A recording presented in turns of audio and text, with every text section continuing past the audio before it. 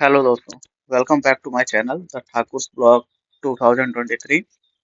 दोस्तों, जैसा कि आज कल ये चल रहा है न्यूज़ में कि पेटीएम क्या बंद हो गया है। क्या पेटीएम में सारी सर्विसेज ब्लॉक हैं या पेटीएम की कुछ सर्विसेज चालू हैं। काफ़ी सारी कंफ्यूजन है लोगों को। तो आज उसी के बारे में मैं बात करने वाला हूँ, जिससे कि आप लोगों को क्लियर हो जाए कि पेटीएम क्या बंद हो रहा है या नहीं हो रहा है, या इसमें हम क्या क्या यूजेस कर सकते हैं क्या नहीं कर सकते हैं। तो चलिए पेटीएम से रिलेटेड कुछ जानकारी आपसे शेयर करता हूँ। वैसे तो मेरा ओवरऑल एक्सपीरियंस पेटीएम को लेकर काफ़ी सही रहा है। चाहे वो आपका रिचार्ज वगैरह से रिगार्डिंग हो, चाहे आपका वॉलेट हो। हालांकि बैंकिंग उतना ज़्यादा मैंने यूज़ नहीं किया, तो बट फिर भी ठीक ही है। अदर बैंक की तरह ये जनरल ये भी ऑपरेट होता था। इसमें जो सबसे ज़्यादा अच्छी चीज़ मुझे एक लगी ये थी वॉलेट। जहाँ आप यह देख पा रहे हैं यहाँ पर वॉलेट वॉलेट सर्विस में क्या था। आज के अगर हम 2.5-3 साल पीछे चले जाएं, तो उस टाइम क्या फैसिलिटीज थी। सपोज दैट हमें कुछ फंड की रिक्वायरमेंट होती थी, हमारे अकाउंट में नहीं है बट हमारे पास क्रेडिट कार्ड है। अब क्या करते थे हम उस टाइम वहां पे, ये आप देख पा रहे होंगे यहाँ पर वॉलेट में पेमेंट ऐड करने का ऑप्शन आ रहा है। तो यहाँ पर हम अपने रिक्वायरमेंट के अकॉर्डिंग 1,000, 2,000, 5,000, 10,000, मतलब एक बेसिक अमाउंट तक, जैसे मान लीजिए 5,000 रुपए, 5,000 रुपए हम ऐड कर सकते थे। ऐड करने के लिए प्रोसीड कर देते थे। अब यहाँ पर क्या है, प्रोसीड सिंगल टाइम हमें करना है। प्रोसीड जब करते थे तो यहाँ पर आपको ऑप्शन आता था कि आप बैंक अकाउंट से वॉलेट में ऐड करना चाह रहे हैं या क्रेडिट कार्ड डेबिट कार्ड से। जनरली क्या है, क्रेडिट कार्ड से मैं ऐड करता था। तो इससे ऐड करने का फायदा क्या होता था, जब हम इस पे पेमेंट ऐड करते थे तो ऐड करने में उस टाइम पेमेंट वॉलेट में ऐड तो हो जाता था, लेकिन उसमें ऐड होने के पीछे क्या था कि चार्जेस नहीं लेता था पेटीएम। मीन्स जैसे 5,000 रुपए मैं ऐड कर रहा हूँ क्रेडिट कार्ड से, तो 5,000 रुपए मेरे क्रेडिट कार्ड से डिडक्ट हो गए, वॉलेट में ऐड हो गए। उसके कोई चार्जेस पेटीएम नहीं लेता था। उसके बाद क्या था, मैं बैंक अकाउंट में ये वॉलेट वाले पेमेंट सीधा एस डी ट्रांसफर कर लेता था, जो भी मुझे जैसे रिक्वायरमेंट होती थी। इसलिए यहाँ पर देख पा रहे होंगे no fees to bank transfer लिखा हुआ है, जहाँ पर नो फीस लिखा हुआ है, अभी भी नो फीस ही है ये। तो यहाँ पर हम S D account number mention करके अमाउंट डाला। आपको दिखा देता हूँ मैं, जैसे मान लीजिए अमाउंट डाला, प्रोसीड किया। प्रोसीड करने के बाद यहाँ मैंने ऑलरेडी बैंक अकाउंट ऐड किया हुआ है अपना। उसके बाद क्या था, हम इसमें डाल देते थे पेमेंट, तो कोई चार्जेस नहीं लगता था। अब लेकिन उसके बाद क्या हुआ, पेटीएम ने धीरे धीरे पहले 1.5, फिर 1.8, 2.2, 2.5, 2 अभी आई थिंक हाल फिलहाल 2.6 है। तो परसेंट, मतलब अगर हम जो भी पेमेंट ऐड करते हैं इतना वो चार्ज करता था ऐड पेटीएम से, पेटीएम वॉलेट में पेमेंट ऐड करने के लिए क्रेडिट कार्ड से। तो ये एक चीज थी। दूसरा ये है, जिस टॉपिक में हमें बात करना है, बात ये है कि क्या पेटीएम बैंक, पेटीएम वॉलेट या फिर जिसमें और भी सारी फैसिलिटीज थी, इसमें क्या हम यूज कर सकते हैं क्या नहीं यूज कर सकते, उसके बारे में हम बात करेंगे।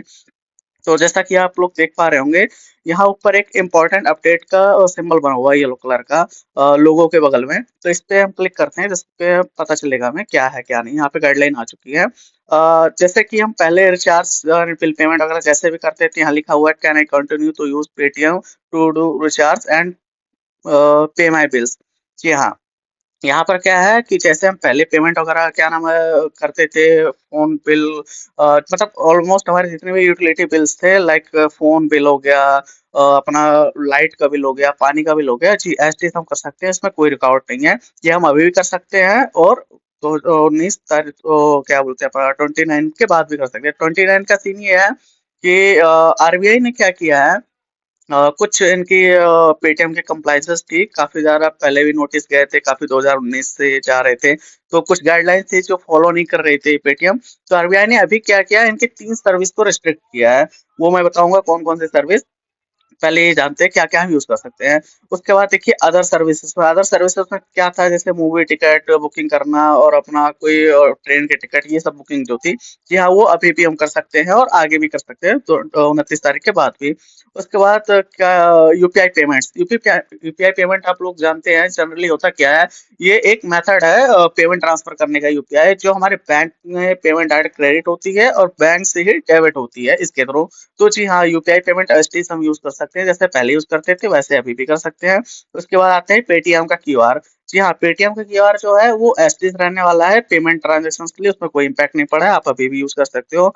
यहाँ पर काफी लोगों का एक इशू था, जो मर्चेंट आउटलेट्स पे देखा होगा आपने, जब पेमेंट करते थे बॉक्स लगा के रखते थे पेटीएम का। जब पेमेंट होती थी तो अलर्ट करता था कि पेटीएम पे इतने रुपए प्राप्त हुए या received this amount in Paytm. तो पेटीएम साउंड को लेकर बॉक्स का किया यूटिलाइज होगा नहीं, जी हाँ बिल्कुल, वो वैसे वैसे यूटिलाइज कर सकते हैं जैसे पहले होता था। उससे पेमेंट रिसीव कर सकते हैं आप, कोई इम्पैक्ट नहीं पड़ने वाला उसमें। उसके बाद वॉलेट पे आते हैं।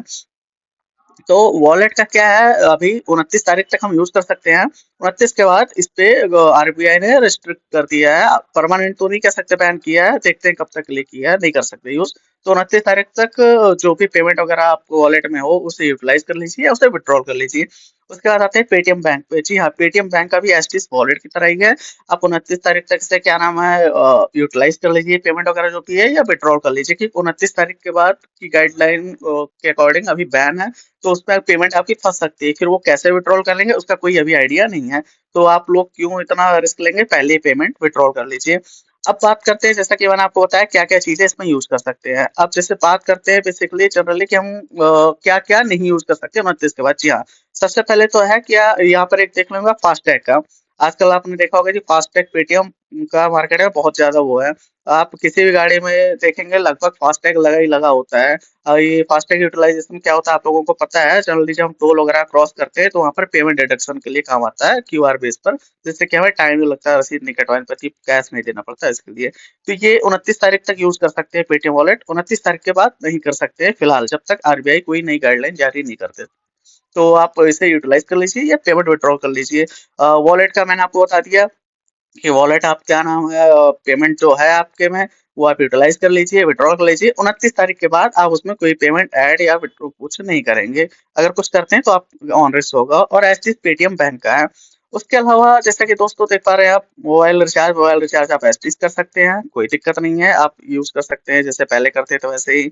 उसके बाद क्या बोलते हैं आपका, अ, ये electricity bill, DTH recharge, credit card payment, even आप लोन वगैरह की जो पेमेंट है वो भी कर सकते हैं। हाँ, पहले आप देख पा रहे होंगे कि यहाँ पर एक लोन का ऑप्शन आता था।